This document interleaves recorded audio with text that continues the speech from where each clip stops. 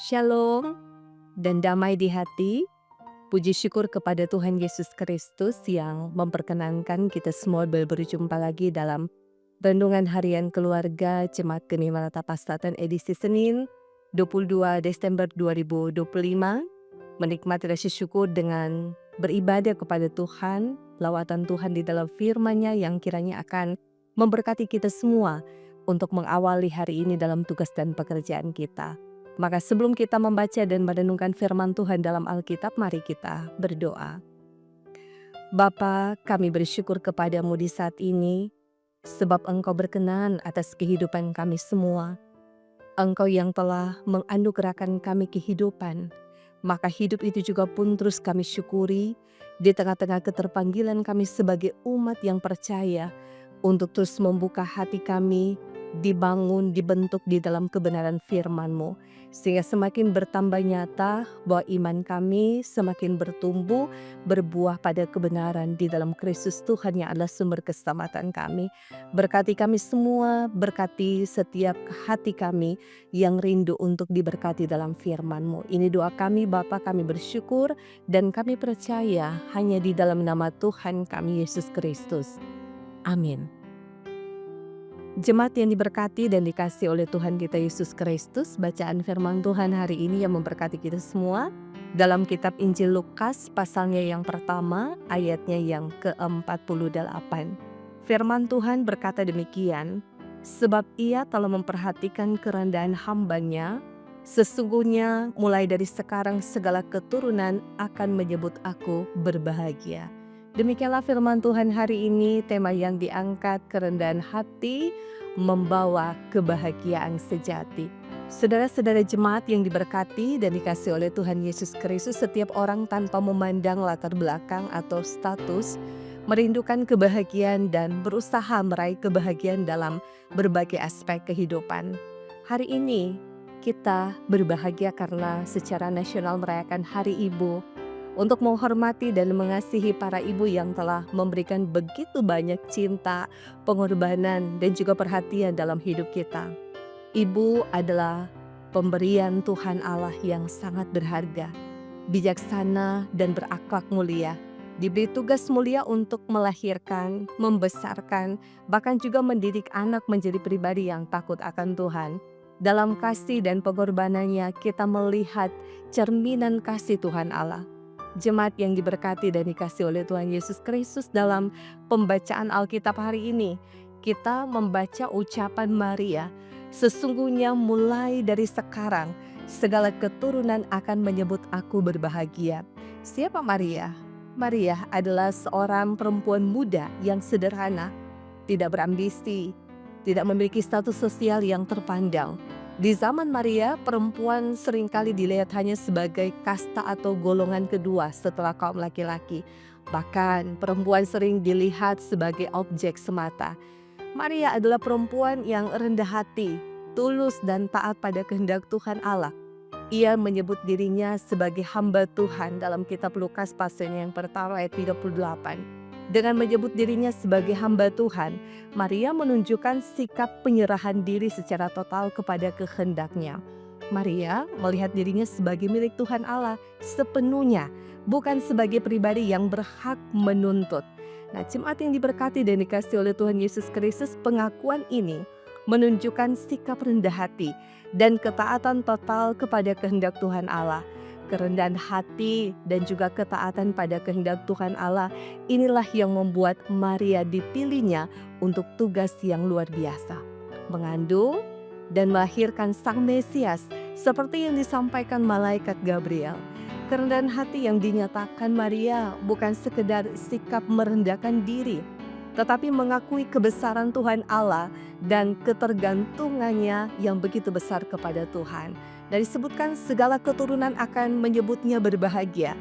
Berbahagia diterjemahkan dari kata Yunani makarios yang artinya berbahagia atau juga diberkati.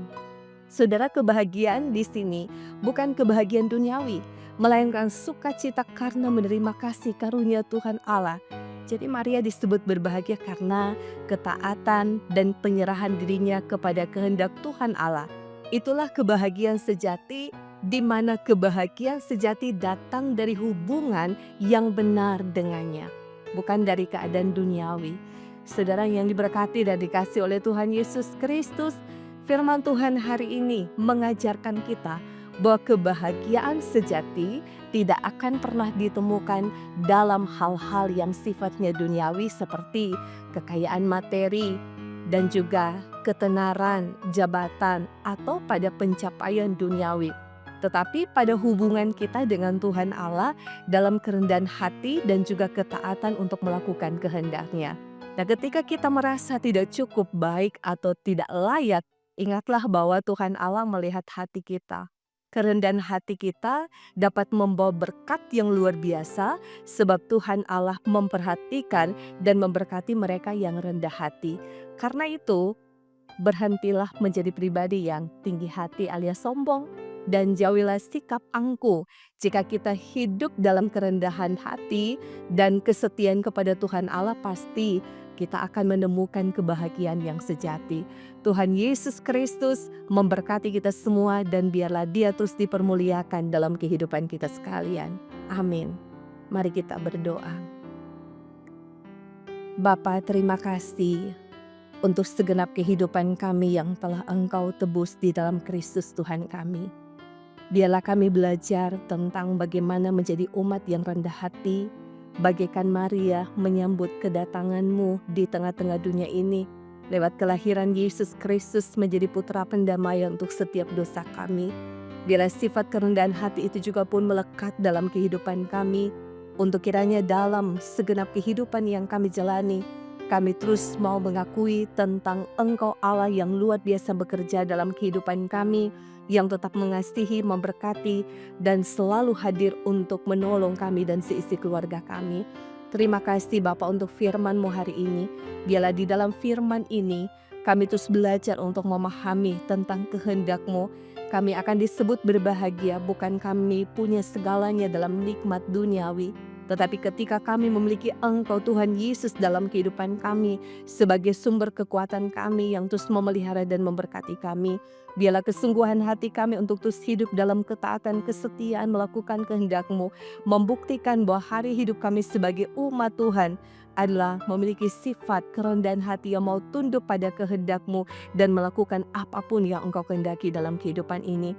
Berkati kami Bapa dan seisi keluarga kami. Bila sebagai suami istri yang adalah bagian dari orang tua akan menyatakan tanggung jawab iman untuk mendidik, mendewasakan, membesarkan anak-anak kami, mengarahkan hidup mereka kepada Kristus yang adalah sumber keselamatan. Sehingga buah kesetiaan dan ketaatan kami akan membuktikan keturunan kami pun akan diberkati oleh Tuhan. Kami menyerahkan sepenuhnya kehidupan keluarga kami dalam rancangan-Mu. Masa depan anak-anak kami biarlah ada terus dalam genggaman ajaib-Mu ya Bapa. Karena hanya Engkau yang mengatur segala sesuatu, menentukan segala sesuatu, dan Engkau juga yang berkenan akan memberkati kehidupan kami sebagai umat-Mu.